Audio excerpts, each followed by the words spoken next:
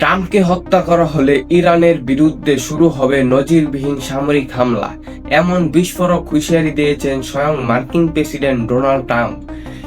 একই সঙ্গে তার দাবি, বহুদিন ধরেই তিনি ইরানের সম্ভাব্য টার্গেট। তাহলে কি নতুন করে উত্তপ্ত হতে যাচ্ছে মধ্যপ্রাচ্যের সংকট? স্থানীয় সময় শুক্রবার 10 জুলাই নিউ ইয়র্ক পোস্টকে দেওয়া এক সাক্ষাৎকারে ডোনাল্ড ট্রাম্প বলেন, তার উপর যদি কোনো হামলা হয় কিংবা তাকে হত্যা করা হয়, তাহলে ইরানের বিরুদ্ধে এমন ভয়াবহ সামরিক অভিযান চালানো হবে যার নজির দেশটি আগে কখনো দেখেনি।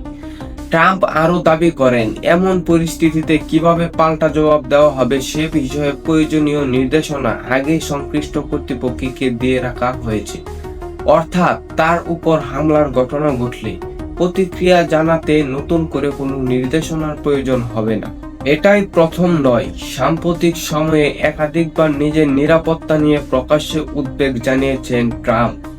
তার ভাষ্য, দীর্ঘদিন ধরে ইরানের কথিত হিটলিস্ট এর শীর্ষ লক্ষ্যবস্তুদের একজন তিনি।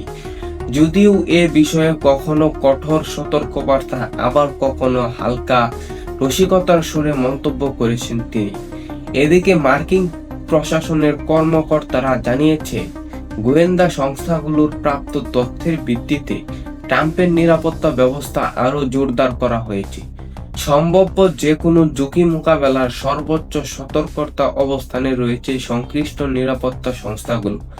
অন্যদিকে ইসরায়েলও সাম্প্রতিক ওয়াশিংটনকে সতর্ক করে জানিয়েছে, ইরান ট্রাম্পকে লক্ষ্য করে হত্যা চেষ্টার পরিকল্পনা করতে পারে।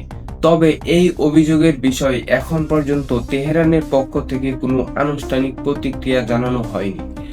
ট্রাম্পের এই বিস্ফোরক বক্তব্য নতুন করে আন্তর্জাতিক অঙ্গনে উত্তেজনা বাড়াবে কিনা সেটাই এখন দেখার বিষয়।